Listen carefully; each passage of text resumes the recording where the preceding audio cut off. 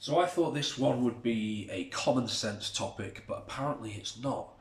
So I have to talk about bread. Bread, if you didn't know, is one of the most popular carb sources of all time. It's ingrained into many cultures. It's very tasty. I love the taste of bread.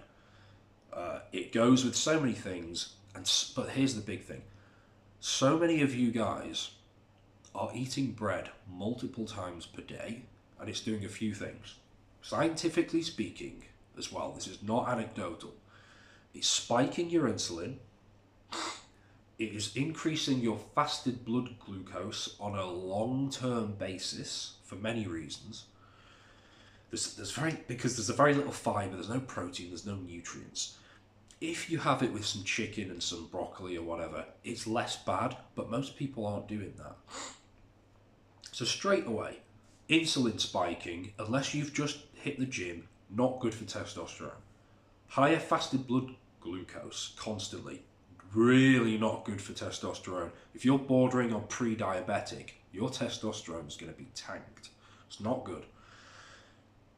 There's a complete absence of protein or fiber, right?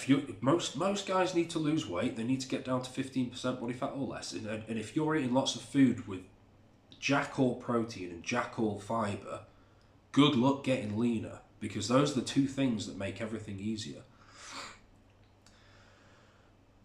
A lot of breads, they also have things like seed oils, and which is inherently estrogenic, and it will cause issues for things like triglycerides, heart health.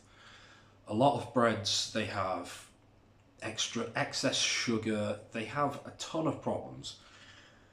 And there's a bunch of replacements. There's things like, sourdough is a lot less bad. So sourdough is a good start. It's an obvious replacement. Don't eat normal bread. Just when you've got sourdough right there, just use sourdough.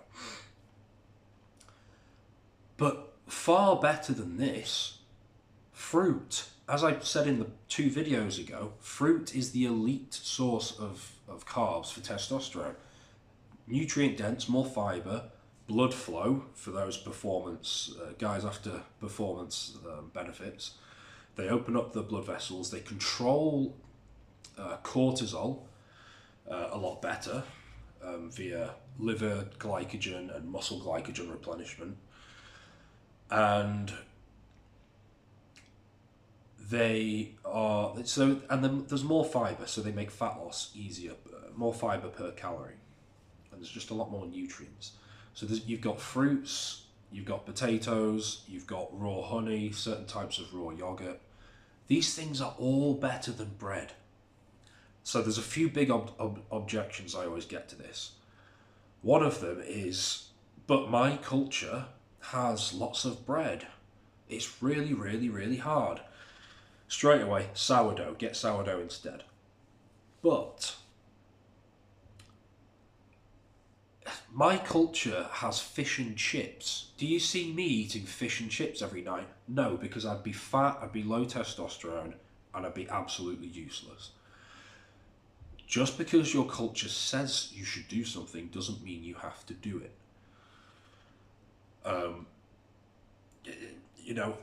Tens of thousands of years ago, our cultures were all very, very similar. We were eating meat, veg, we were hunting. If you go far back enough, your culture was very different. And then the next objection,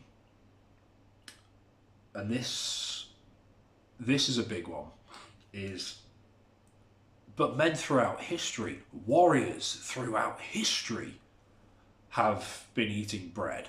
Did it cause them testosterone issues? Couple of points. One, battery's dying.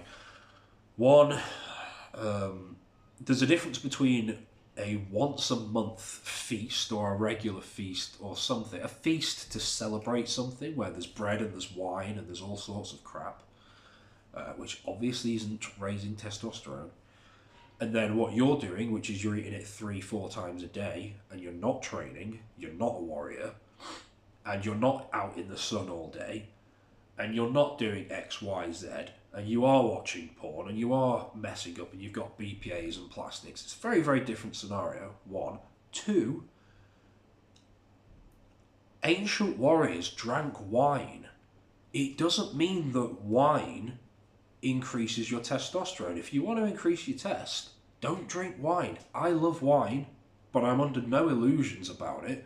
I'll have it occasionally, like I'll have it because I'm on holiday, I'm in Crete now. I'll have some white wine with some Greek food, especially when the girlfriend gets here. I will have some wine, but don't expect it to raise your test. Same thing with bread.